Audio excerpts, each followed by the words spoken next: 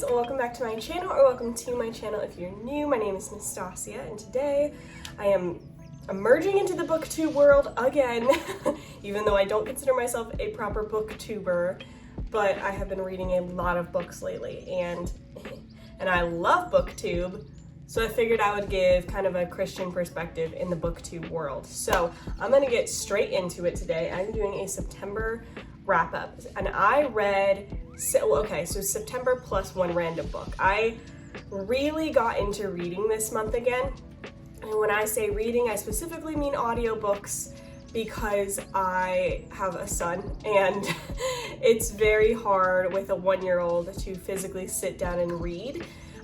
So I listen to audiobooks because I have plenty of time all day to listen to books. So I read one book before September, but there wasn't enough to do a wrap up of just obviously one book for a different month. So I'm kind of merging into this. So total of September plus that one book, I read 6 books, and then I didn't finish 2. I chose to put them down. I know there's a term for that in the booktube world that I can't remember, but I chose not to finish 2 of them. Also, I cut my hair. If you've been here for a while, I cut my hair. I literally love it. It's my favorite thing. I might have short hair the rest of my life now because I literally love it that much. That was just a side note. Okay, I'm gonna go in order of when I read them. So the first one I read before September that I was talking about, that is the book, The Ruthless Elimination of Hurry by John Mark Comer. And this is an adult nonfiction Christian kind of self-help, but through a biblical lens type book. Love this book. I had only heard amazing things about it, and I really did love it. I thought it was really good. I felt like even for somebody who isn't a Christian, you could still gain a lot from this book, because it talks so much about just like how we don't slow down, how we take everything so seriously except rest, and how we're basically working ourselves into a ditch. And it talks about the importance of the Sabbath, and just, the book was so refreshing. And it was like 2 months ago when I read it, so I can't remember super specifics of it, but it was really, really good. It's a book that I want to purchase and have and keep for my home forever, because I feel like I could reread that book 15 times and still get so much wisdom from it. I gave this book a 4 out of 5 stars. I thought it was so good. I'm gonna scoot over a little so I can put the books and the stars there. I thought it was so good. I thought it was life-changing in a lot of ways. And I'm not huge into a ton of the self-help books just because I feel like so many of them are very new agey. So to find one that was biblical self-help, that was truly through a biblical lens, but it is still very practical stuff, I felt like that was a really good balance, and I really, really enjoyed the book. I highly recommend it to everybody. I think it was really good.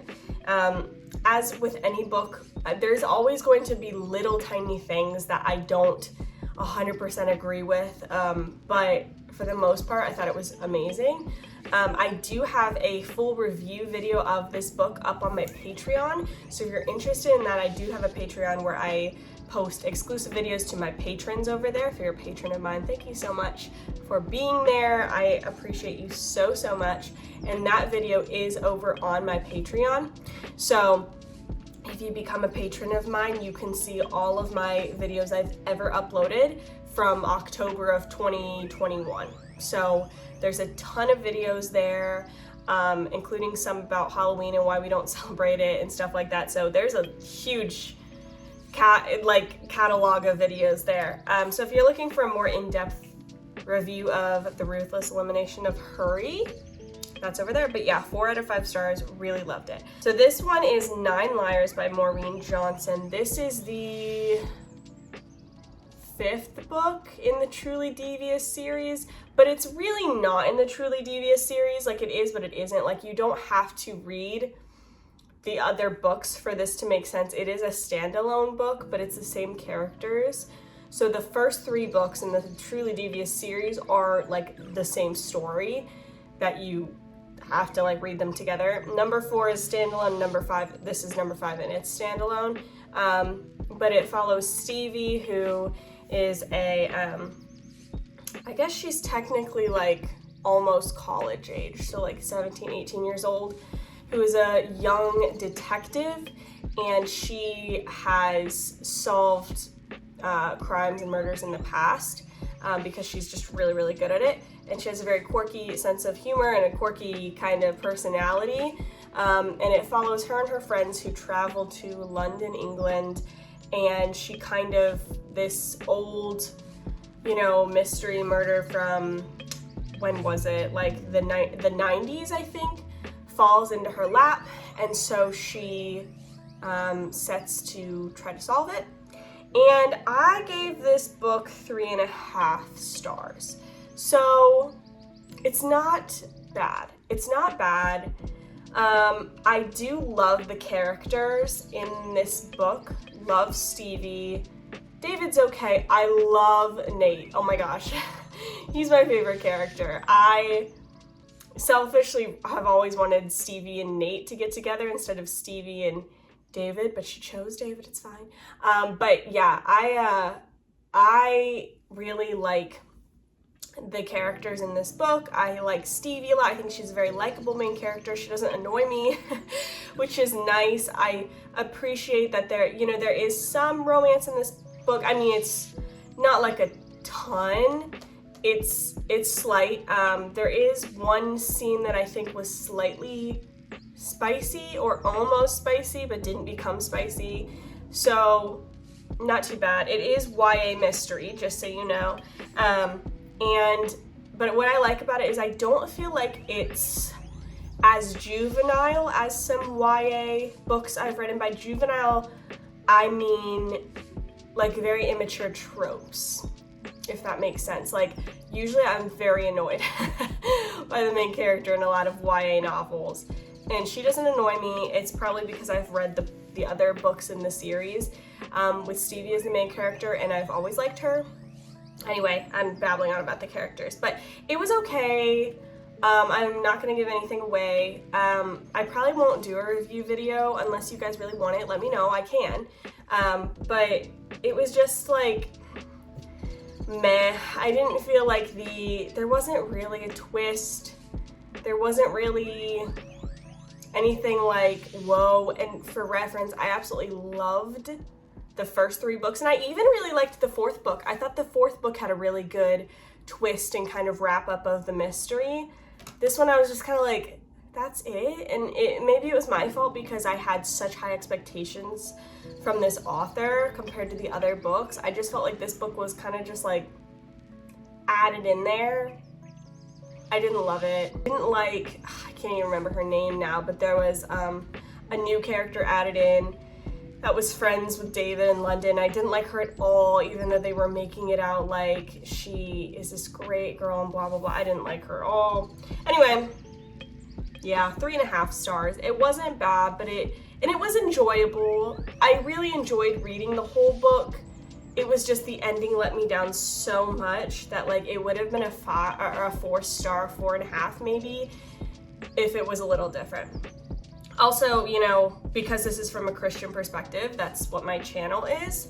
I'm gonna add in, there are, obviously, this isn't written by a Christian author, so there's going to be certain characters, certain relationships that are anti-biblical, and obviously I don't agree with those, but they weren't like a main portion of the book where it bothered me so much that I couldn't continue reading it. So, just keeping that in mind. Okay, next up was The Night Circus by Erin Morgenstern. I do have a review video on this book, and if you are interested, you can check out that review. It is a full, in-depth, like almost 40-minute review of this book. I had a lot of issues with The Night Circus. Just to put in here, The Night Circus is about this circus that just shows up at night and is very mystical and magical, and everybody loves it. The time period is like the late 1800s into the early 1900s. And I didn't really know much but that.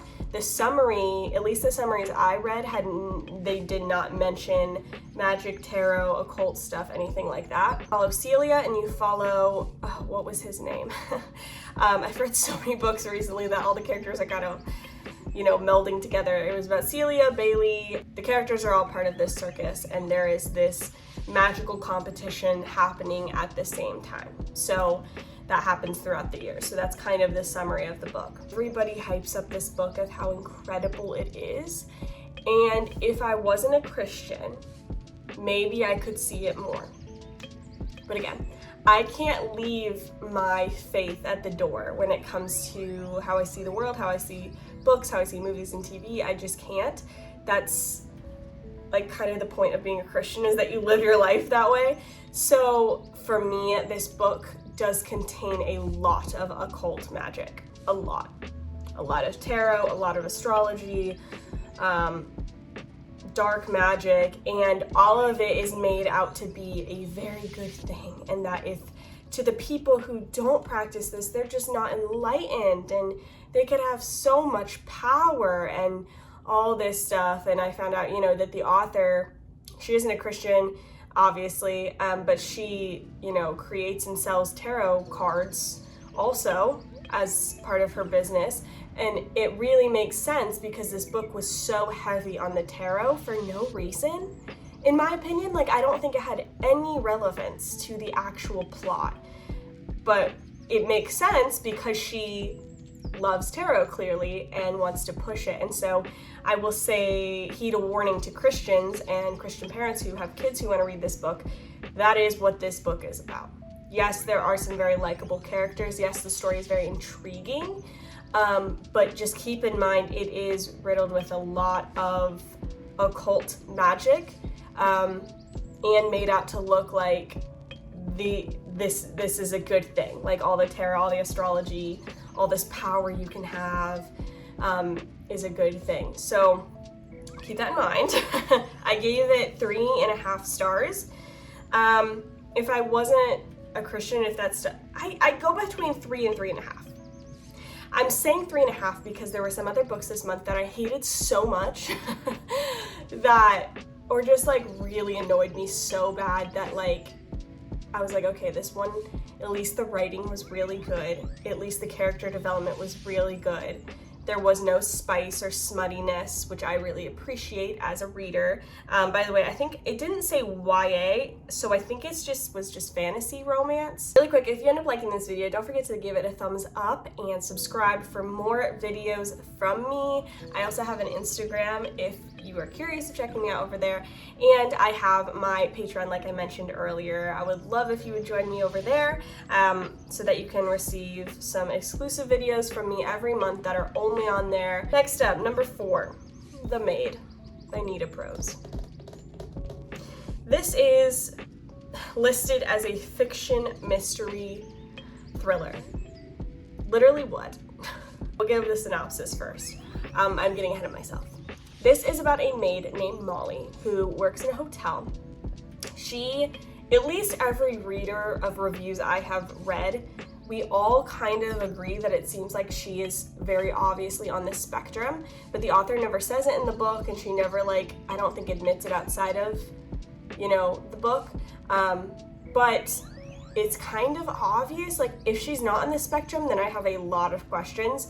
But Molly's a very likable character. I love the fact that she's on the spectrum, just to throw that out there. She works in a hotel. She loves her job as a maid. She recently lost her grandmother. Her grandmother died, who she was living with and growing up with, and it, you know, broke her heart. And then in the hotel, there is a murder that takes place, and she is kind of tangled up in the whole investigation of it, and kind of has to figure out what's going on. So I love that plot line. I think it's so intriguing. There's so much promise there, especially with the main character on the spectrum. Like, I was so hyped for this book, especially because the reviews of so many people online were just raving about this book. I was walking into it ready to have that be one of my favorite books of all time. And that was probably my demise because I was so disappointed. Like, this was one of the most disappointing books I have ever read. And again, I'm not gonna give spoilers away, but I will say, like, to call this a mystery thriller does not help the case of the book. What it should, I think, be labeled as is more of just like fiction following this young girl's life as she navigates life on the spectrum while losing her grandmother. And also there's a hint of mystery. This isn't a mystery thriller at best. It's a cozy mystery at best, okay? I don't even know if I'd go that far. I don't really know if there's a cozy factor. I felt like the author did this character so dirty. Like, I talked to my friend who she works with autistic children a lot, and that's a big part of her job. And she has a much better grasp on, you know, life on the spectrum than I could ever have. And she's, you know, studied it in college and all this stuff. And she read this book as well. We read it almost at the same time. And she felt very similar to the fact that we felt like the author was almost poking fun at Molly. And I'm sure that was not the author's intent, but the way this author made this character was almost like, in some cases, dumb. And I didn't like that because I don't think it's an accurate representation. And my friend who works with a lot of people on the spectrum also did not find it to be an accurate representation. Obviously, this is just our opinions. Some people could completely disagree, but it felt like at some points, the author made Molly the most insightful person in the world, that, you know, her differences were her greatest strengths and all this stuff. And then whenever it was convenient for the author, just made Molly out to not know or understand actually anything in life. And I'm like, how do you balance the two? Like, it just, a joke throughout the book is Molly saying, are you laughing at me or are you laughing with me? Because she doesn't fully understand social cues. So she wants to make sure someone's laughing with her, not at her. And my friend and I both agreed, like, it almost feels like the author is laughing at Molly, not with Molly, the way that she describes her in some of these situations. And I just didn't like that. And also, like, a couple of the other characters were very stereotyped and almost like rolled eyes of like, seriously, right now? Really? Again, I'm not saying there's never a case where stereotypes are true, but it felt very stereotyped. And I didn't love that. There was, oh my gosh, what they called the twist was not a twist. I did not like the fact that there were a lot of morally gray moments in this book. I will probably do a review of this book just because it was so disappointing for me that I feel like I need to be able to say spoilers to somebody. The twist wasn't a twist. There were so many morally gray moments that the author tries to make out like, oh, that's so sweet she did that. And I'm like, that was not. Like, you're trying to make something out that is so bad out to be this gracious mercy, and it is not. I didn't like that. Especially as a Christian, like, it was a very morally not great thing in my opinion. And I just, when I tell you I actually fell asleep listening to this audiobook, the last hour of it, like the last 2 hours of this book, I was begging for something to happen, begging for some kind of twist, and it was just not it. I am so sorry if this is your favorite book of all time. I gave this book a 2-star because I did feel like the characters were promising when it came to like Molly. I loved Gran. There were a couple characters I really liked, but ultimately it kind of felt like a children's chapter book. And I think it would have done better as a children's chapter book. I actually do. There was no spice, no steam, no smuttiness, which I really appreciate. But yeah. This was like the most disappointing book of a while for me. Okay, next, A Good Girl's Guide to Murder by Holly Jackson. This is a YA mystery thriller, at least that's what it said. I was surprised that it labeled it YA, but I could kind of see it, but it was phenomenal. I absolutely loved this book. This book I gave a 5-star. And I am just very happy about it because this was the book I read right after The Maid, and I really needed to turn around, like for real. We want to talk about mystery thriller. This book is a mystery thriller. I freaking love this book. So this book follows Pip, who is a senior at high school, and she, it's, okay, before I get into it, this book is like, the best way I would describe it is if Pretty Little Liars, Truly Devious, and 13 Reasons Why were like kind of mashed and created this beautiful TV book child. It would be A Good Girl's Guide to Murder, in my opinion. It was so good. So all the great things of all those three like series books things into this. So Pip is writing her senior like project on a murder that took place 5-6 years before at her high school. It was a girl, a very popular girl, who disappeared and was, you know, pronounced dead without the body.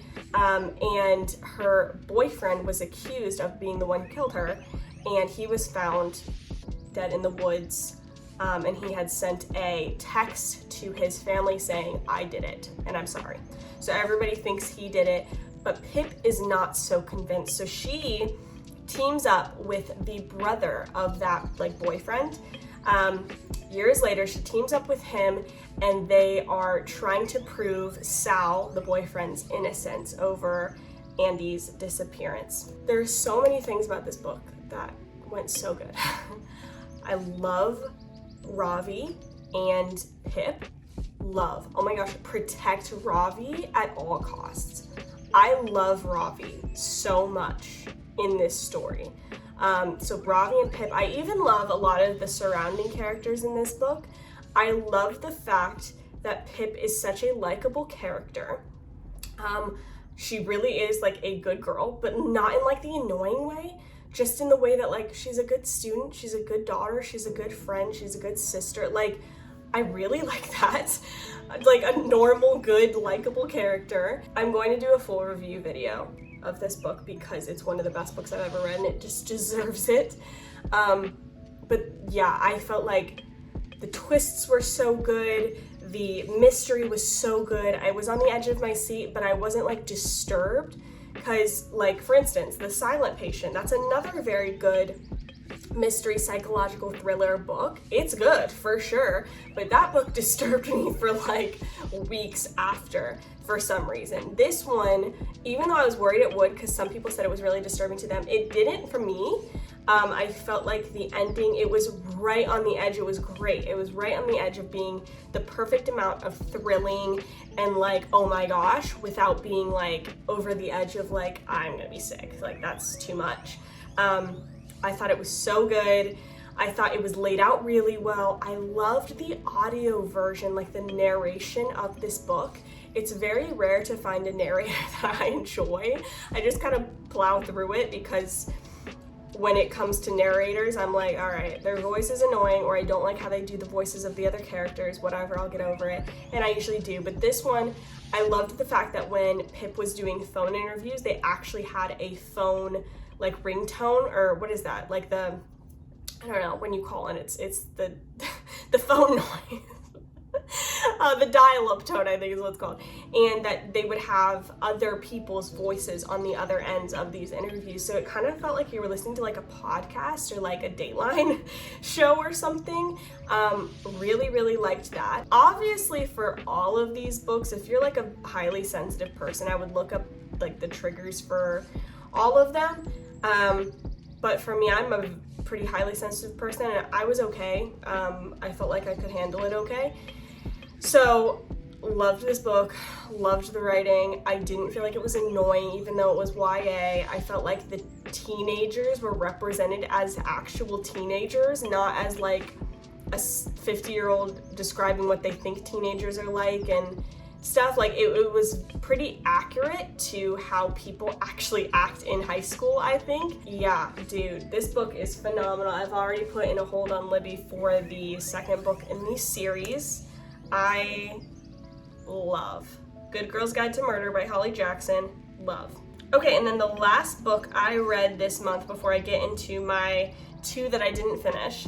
The last book I read was Crave by Tracy Wolff. This is a YA fantasy, romance, paranormal fiction book. That's what it said when I looked it up. This book is about a girl named Grace who her parents were in a car accident and died, and she has had to move to Alaska with her uncle and cousin Macy, where her uncle owns this like prestigious academy, private boarding school in, oh my gosh, I freaking hate stink bugs so much. There are stink bugs trying to get into my house right now, and they're staring at me through the window, and I'm not letting them in, obviously. Grace is going to this boarding school in the mountains of Alaska, and she lived in San Diego, so it's a big adjustment for her. And she starts to realize that this high school boarding school is not what she thought it was going to be, and it's filled with paranormal creatures. And she's trying to figure things out, and the one thing is for sure is like someone is trying to get her killed. So that's kind of the summary of the book when it comes to like, you know, just a brief synopsis. I gave this book a 2.5 stars. This is my most recent book finish. I finished it today. The more I listened to this book, the more I disliked it. So I will say, I started this book after I read The Maid, so anything was better than that at that point. But I started this book and then my hold lapsed on Libby, so I had to wait for it to get back, which is why I finished it last. Anyway, that could be why I started liking it more in the beginning, because I felt like at least there was some kind of plot that was better than The Maid to me. But Grace started bothering me a lot more the more the book kept going. I don't like Jackson. My 2 favorite characters are Macy and Flint. Absolutely. And I felt like we didn't get to see enough of them in the book, as much as I would like that. I mean, I get it, they're not the main characters, but I felt like they had way more depth to them. A couple other things. I haven't decided, I probably will do a book review of this book too, because it does contain like witchcraft stuff, and that's, so here's my, if you're curious, as a Christian, this is my mindset going into books like this. When I find that a book, if I'm reading it and I realize it's starting to include witchcraft, I immediately change my perspective from like enjoyment to now seeing it through the lens of, okay, what are they trying to kind of like brainwash me into believing about witchcraft and magic? So I have more of like a research brain on then as I continue listening to the book. So that happened like halfway through the book, and I was like, okay, no longer here for enjoyment, but I'm gonna finish it because I think that other Christians need to see a Christian perspective on finishing the book. And if no Christian finishes it, then nobody will know what to look for and to look out for and if they should stay away from this book. So like I said, I'm gonna do a whole video on this to break down the witchcraft in it. I will say it's less occulty than the Night Circus, funny enough, which is actually hilarious because it's supposed to be like a paranormal school. And I knew it was going to involve vampires, but like, for instance, Twilight doesn't involve like witches and magic necessarily. It's just like a world of vampires and werewolves. So I was interested if that would be the case for this. It's not. There is magic involved. I will say there is a certain level of blood magic involved. The only saving grace of that is that it's at least frowned upon in the book and like used by the villain, not the good guys, but like it's still there, so keep that in mind. And obviously it's seen as like a good thing. And I think that's very important to note for Christians because this isn't nothing. Like, I am one of those Christians who do not believe that it's innocent as long as it's in a movie or a show or a book. I don't think that. I mean, the way that we are influenced predominantly in the world is through media, and that is through movies, TV shows, and books. So if it's included in there, that means they're trying to program us. Now, that's more prominent in movies and TV shows than books. I think a lot of books are just written by authors who maybe really enjoy it, but I do think sometimes they're trying to, persuade us a little bit. But yeah, this book definitely involves the presence of witchcraft. It's not a main portion of the book, at least not this first one. This is the first in a series, so I don't know how much more prominent it would be in the other sequential books. This book was more about focusing on the romance aspect of it. I didn't love the fact that it was so fast. I felt like timeline-wise, I felt like I would have understood it better if the timeline was meant to be over the course of 6 months, maybe, not literally 10 days. She shows up and is just immediately in love with this person.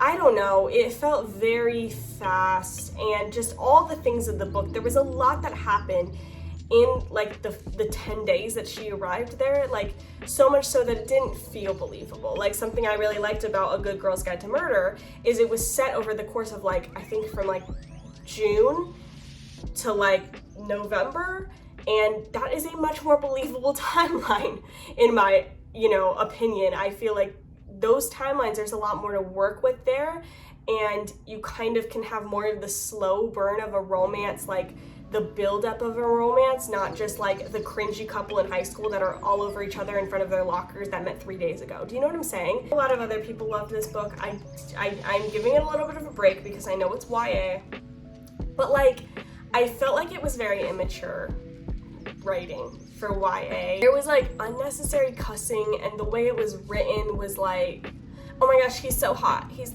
super, super hot. And it's no one even talks like that in high school. I don't know. I didn't love it. So moving on to then the two mentions of the books that I decided to not read. I didn't finish The Invisible Library by Genevieve Cogman. This is fantasy, alternate history, adventure fiction. That's what it said the genre is. I got an hour into this book, I think. No, maybe less. I think I got only two chapters in, and she was immediately talking, the main character was immediately talking about how she was summoning demons to get her stuff done, and she was meant to be the good character and the main character, and summoning demons were a good thing. I'm I'm good. There is a certain level of if I feel truly convicted of I'm not gonna continue reading this book, then I don't. And then The Donut Legion by Joe R. Lansale. I got a whole hour into this. I really tried. This is supposed to be a mystery thriller comedy. I think it's adult. I did not. I could not do it anymore. This is, listen, if you are a very, very left-leaning liberal, probably not a Christian, you will probably enjoy this book, okay? No hate, you probably will. It is not for me. As a conservative Christian, it's not for me. It was just so heavy on almost again, cringy of how hard they were trying to force down your throat a liberal agenda. And I mean, that would make sense for somebody who's a liberal. They don't want to read a book that is so cringy with forcing down a conservative agenda. You know what I mean?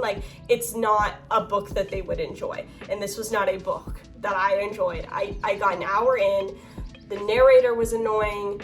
The main character was so unlikable. Oh my gosh. And it wasn't he was supposed to be a character that was unlikable, oh, you don't like him, but you're rooting for him. No, you were supposed to like him. I didn't like him at all. He was so annoying.